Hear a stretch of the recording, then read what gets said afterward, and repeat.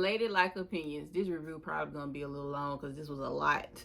So this is Life After Lockup, season 3, episode 53, Poly Problems. If you hear some knocking, that's the people fixing on my roof. So whatever. So here we go. We're starting out couple by couple, per usual. So Shane and Lacey, they are still talking about, the lie detector test, and Shane wants Lacey to take a polygraph, which he should have said that in the beginning. They both should have took it at the same time, but whatever. And she's screaming out, well, ask me the questions, ask me the questions. And Shane walks out hollering, hook her ass up to the machine so we can know the real truth. Shane, you ain't lying. And he said the guy gave him the test. The guy that gave him the test made him look like he was keeping a secret, but he wasn't. He said, he wants Lacey to take the test because they both brought lies into their marriage, and the foundation was built on lies. And as he is walking away out the building, Lacey says, what do you want to know? What do you want to know? And he said, are you stupid? Does the elevator not go to the top floor of your brain? When I tell you I hit the floor when he said that, because Lacey is an airhead, but so is Shane sometimes, but whatever. So the producer asked him and was like, the lie detector test showed that you was truthful for a lot of things, but you lied on one thing. And he said he didn't want people to know what he was doing to make money. And he said he sends the videos of him and Lacey to create a fantasy land for people that, sending him the money, by telling them what they want to hear. But the bombshell for me was that Lacey been doing webcam. You can tell by her voice that, it makes sense. She been doing webcam videos a long time ago, and she the one that got him into doing webcam videos, and she the one that made his OnlyFans, and she over there acting like she ain't know what he was doing. And so, but she said him talking to men make her question his endeavors, whatever that was supposed to mean. I don't know if she was implying that he was undercover or something like that or whatever. I don't know. But she said they need to go to marriage counseling. They should have went in the beginning of their marriage. And I'm like, no, y'all should have never got married. But whatever it is what it is. She said she wants to know everything about him, and he said in order to do marriage counseling, she needs to take the polygraph test. And she was like, she played him. I'm going to give you this. She said, if the marriage counselor say I need to take the polygraph, I damn sure would take it. She played Shane, and Shane was like, Shane. He was like, okay, yeah, I agree with that. And I'm like, you dummy. She said the reason she never let John go is because she would get to a level that was so deep that allowed her to stay connected with him. And it didn't make a lick of sense to me what she was saying. And then she said if Shane was to ask her if she was still talking to John, she would have told him, but he never asked. Like, girl, go ahead. And then while she's saying that, John is blowing her phone up. And John said when she is with someone, she blocks his number so they won't know that she is talking to him. And that's how it's been, and that's how it's always gonna be. We already know it. So, Brittany and Ray. Ray in the kitchen fixing them good old breakfast, baby. And Brittany walks in and, making him give her a kiss. Well, I ain't gonna say making him. She was, trying to be kissy or whatever. And he looks annoyed for some reason. Then she says, I'm so glad we gonna be at home all day together. She said, we gonna cherish this time and do a whole lot of baby making practices. Oh, but Ray got other plans, baby. Ray said, I'm going to hang with my cousin that stays like 10 minutes away from here, like down the street somewhere. And Brittany say, close to here? Like she the only one can live in a good neighborhood or something. I don't know. That's how I took it. It may not have been like that, but that's how I took it. Oh, whatever. She asked Ray why he can't go see him later, why he got to go now and instead of just spend the day with her. Ray said, look, I've been here on an ankle monitor in his house with you every day. I haven't seen him in 3 or 4 years. And in his confessional, he said with the pregnancy problems, the work and restitution, he does want a little time to himself. And she is over there pouting and talking about she resenting him. She feels like he embarrassed of her because why he ain't invite her or take her over there. And he ain't introduced her to And she was like, is he introducing you to someone or what? And Ray gonna leave Brittany right there in that house. She keep on. Ray said, look, it's supposed to be just me and him. It would be odd to bring you, and how you gonna be mad because he's my family and he want to see me. And she said she don't know who this person is, and he is fresh off his ankle monitor. Does the cousin do drugs? Do we have guns in the house? What does he do? Is he a kingpin? I'm like, kingpin? What the hell that come from or whatever? Ray gave her this look like, girl, keep playing with me. And he said, man, that man go to work every day. And Ray gave her, and in her confession, she said she feel like it's something going on because Ray usually tell her everything, but he's been shaded now because she never heard about this cousin. Brittany, you haven't known Ray a good year yet, so you probably wouldn't know about this cousin. Like, I'm pretty sure, well, I ain't, because I got cousins I ain't never known. My grandma would tell me, that's your cousin. I'd be like, where they come from? I don't know half my cousins. Like, girl, come on. And Ray said he thinks it's time that they take a break from each other, and for him to have some fun. Ray walking out the door, and she throw her food in the sink and say, have fun, bitch. And she pour her some more mimosa. And I was hollering because how low she said bitch. She ain't said loud enough, baby. That was me.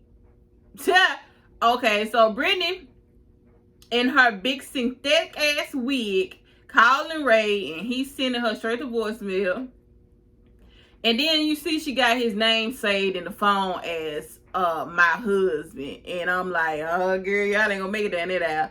So she texts him and he still didn't respond. And then her friend comes over and she says, girl, you drinking wine this early? And I'm like, how is it early when the producers showed the time going from morning to night? I ain't understand that one, but you know, whatever. So I'm glad Brittany put a hat on that wig though. Like, good God. She tells her friend that Ray left to visit a cousin that she don't know nothing about. She been calling and texting, he ain't answering. The friend said, oh, now he not answering calls? But have you been calling like crazy? And I'm like, girl, you knew the answer to that. You knew what she was going to say. And she was like, she said she been blowing that phone up. Verizon going to disconnect it the way she been calling. She upset because he not communicating with her.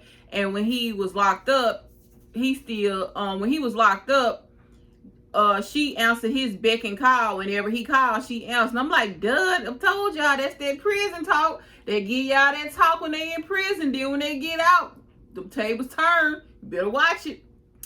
And she said once he got on his feet, he cutting off communication. Girl, he living with you. What the hell? So the friend asked, do you think he's somewhere else? And she said, no, the location on his phone say he down the street. And I'm like, oh, hell nah, this too much. You got to do all that. Brittany too much for me. She said she got a problem with not being invited. And they probably got some hoes and strippers over there probably giving him a welcome home party. And the friend gonna say, he better not be acting up because that means me and him gonna fight. And I'm like, girl, go ahead. And she tells Brittany, she need to pull up, but don't act ratchet. You know, if you tell a woman she need to pull up, they gonna act ratchet regardless, because they gonna see something that probably ain't nothing, they gonna take it their way or whatever. Now,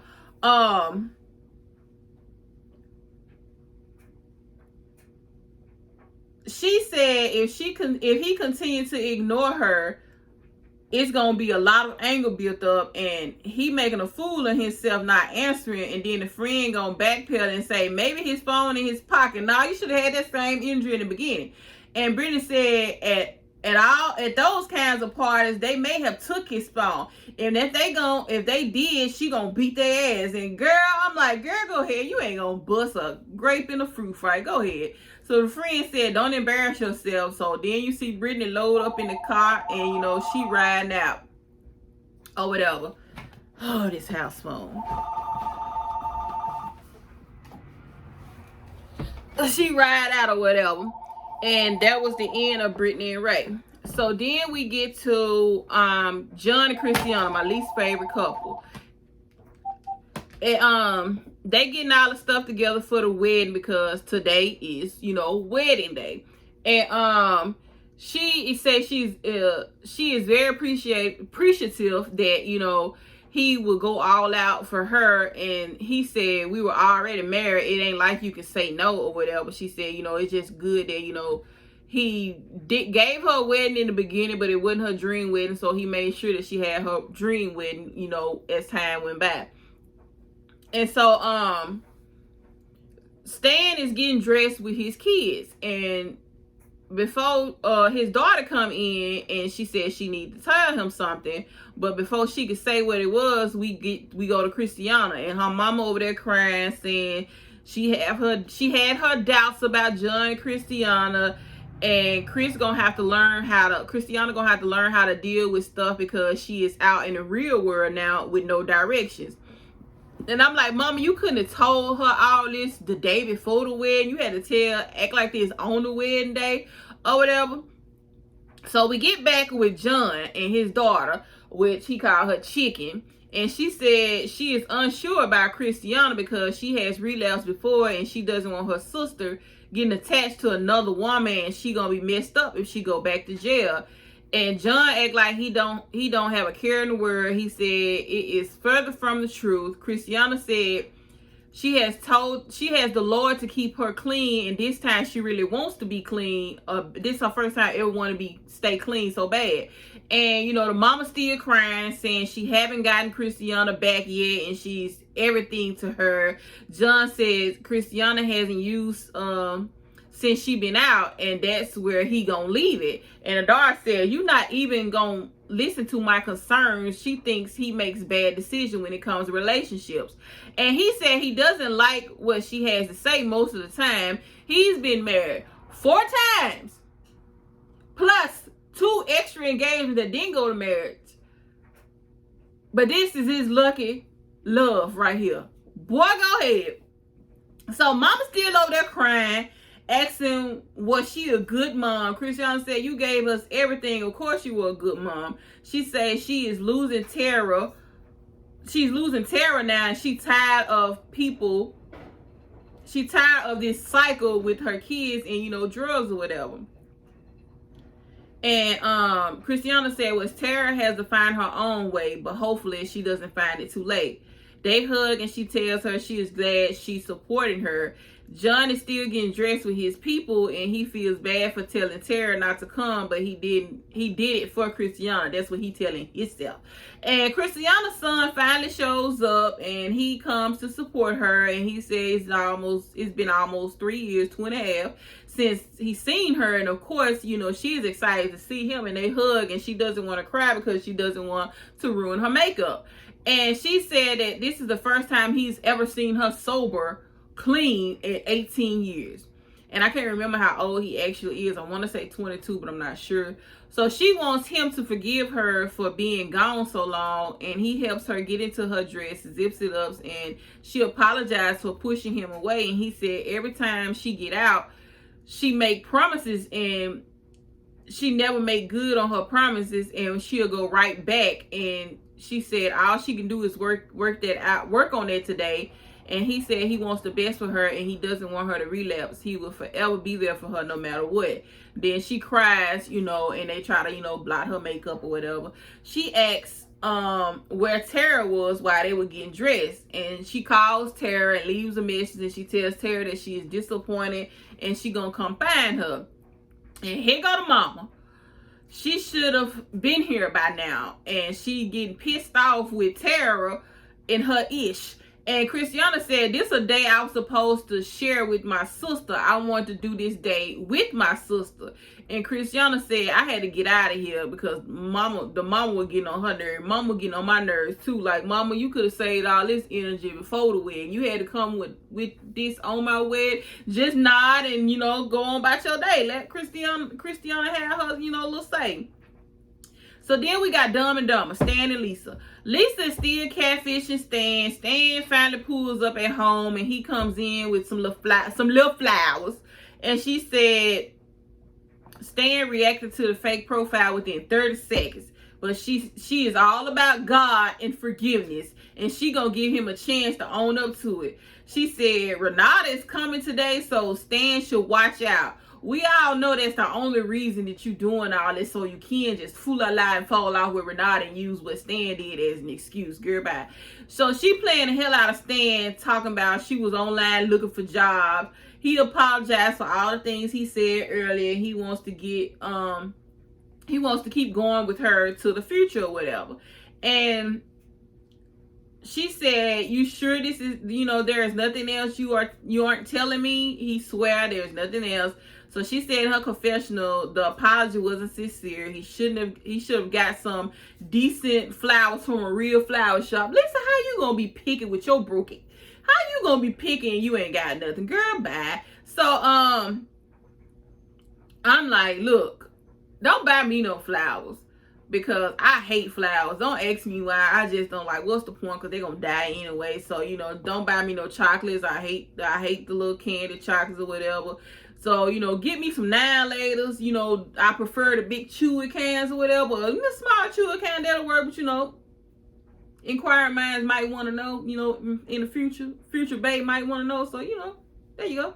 So he said in his confessional he has no secrets. Stan goes to the shower and she tells the producer he just flat out lied to my face. And so Lisa and Stan having a little combo in the kitchen about what they gonna do today. And Stan said he gonna hang out with the guys, play some baseball, softball, whatever he said. And Lisa gonna say, I'm hanging with a girl, which we know is Renata. But in her confession, she said she is pissed with Stan because he is always talking to women online.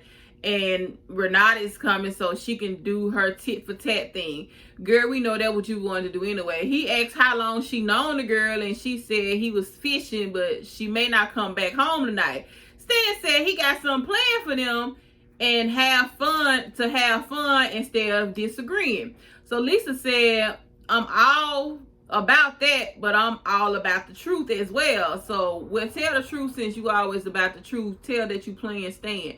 So Stan said Lisa looking for information. He hasn't told her any lies that will upset her. That's what he said.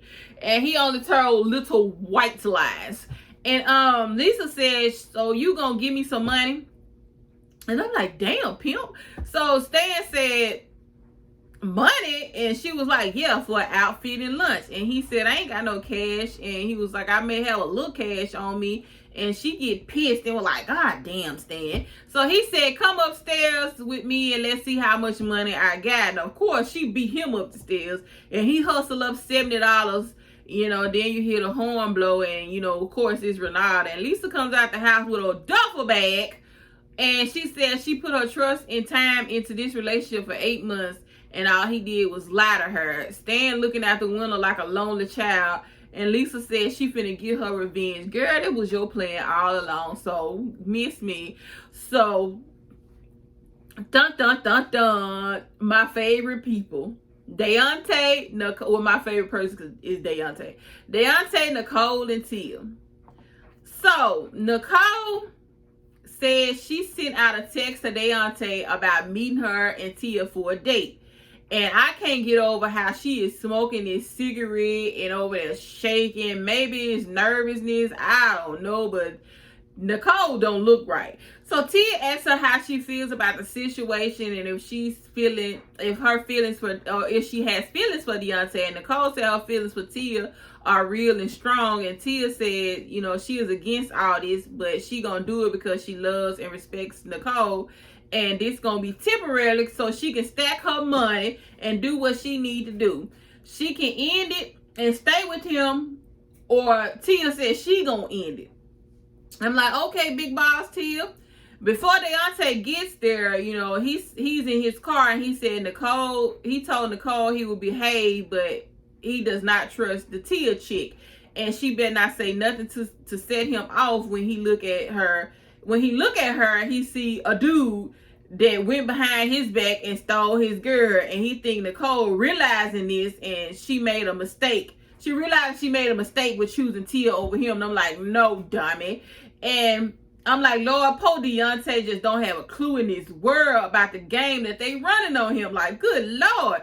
He said obviously he want to be intimate with Nicole, but with Tia, he don't know. She may look good with her clothes off. Man, when I tell you, I was hollering. Oh my God, Deontay, you gotta stop.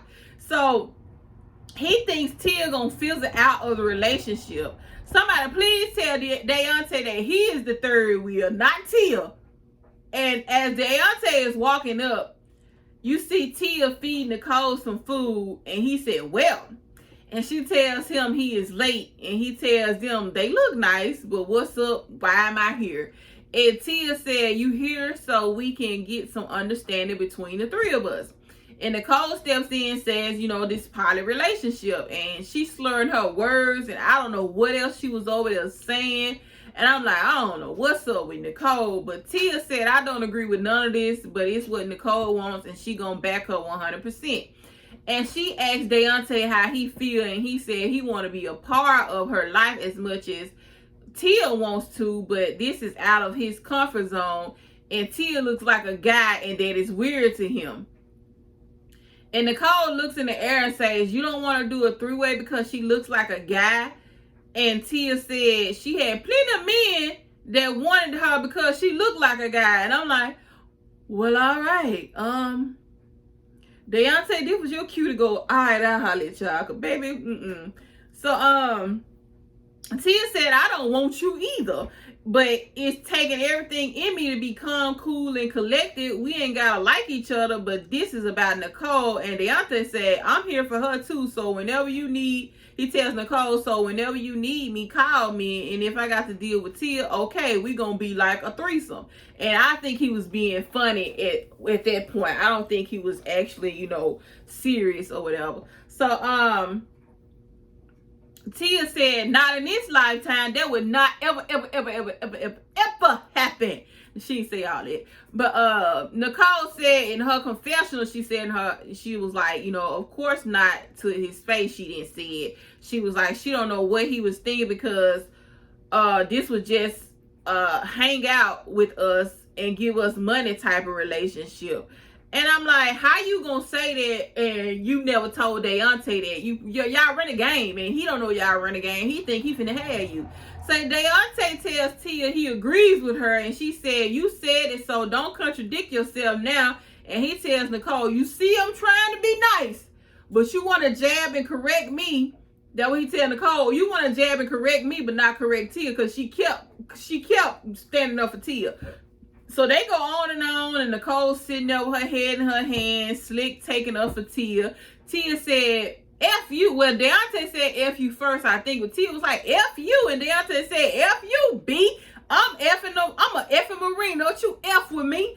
And Deontay said, you don't scare me. I know goons just like you know goons. I'm like, yeah, Deontay, yeah. And so Nicole started crying, telling Deontay to sit down and have a combo like a real man. And Tia said she would never F with Deontay because she don't F men. Nicole gonna say Tia gonna end up putting hands on Deontay and beating his ass. Girl, if you never thought she was gonna whoop Deontay. Girl, come on. Girl, go ahead. And she don't want Tia to go back to prison. Tia was gonna go back to the hospital if she put hands on Deontay. And Nicole says she's stressed because he letting her cry. And it's his confessional. His dumb ass gonna say he didn't want to see her crying. He don't like seeing her cry. And Nicole running circles around both of these dummies at that. Or whatever. But you know, of course, Tia playing game with Nicole, but she really running circles around both of them, if you ask me. And so Nicole defended Tia again. Then she gets up looking for a waitress because she need a shot. And she crying, asking for 2 shots of Hennessy. Not 3, 2. You know that's for her and Tia. So Tia and Deontay continue to argue over who said F you first. And Tia said she ain't got nothing else to say. Deontay said him and Tia ain't got to touch each other. Trust me, I ain't complaining about that. But he get his time with Nicole, and he apologizes to Tia, and she declines the apology. And he said she don't care about him being a Marine. Ain't nobody coming in between her and Nicole. Deontay gets up and walk away, and he got on his Georgetown 3s. Y'all have to excuse me because I'm a real life sneakerhead. I ain't one of them fake ones that buy Jordan just to be buying them. I know every Jordan brand. I mean, not brand. I know every style, and I know the name of every shoe because they always got a name. You know, you got to excuse me on that. So Deontay said he had to walk away before he do something he will regret. And Nicole over there crying, saying every time Tia get mad, she makes her cry. Then Tia gets mad that she is crying, and she said, you know, she loved her, but when they argue, Tia always talking about she's gonna leave her, and Tia's like, you stupid and childish, and gets up and walk off.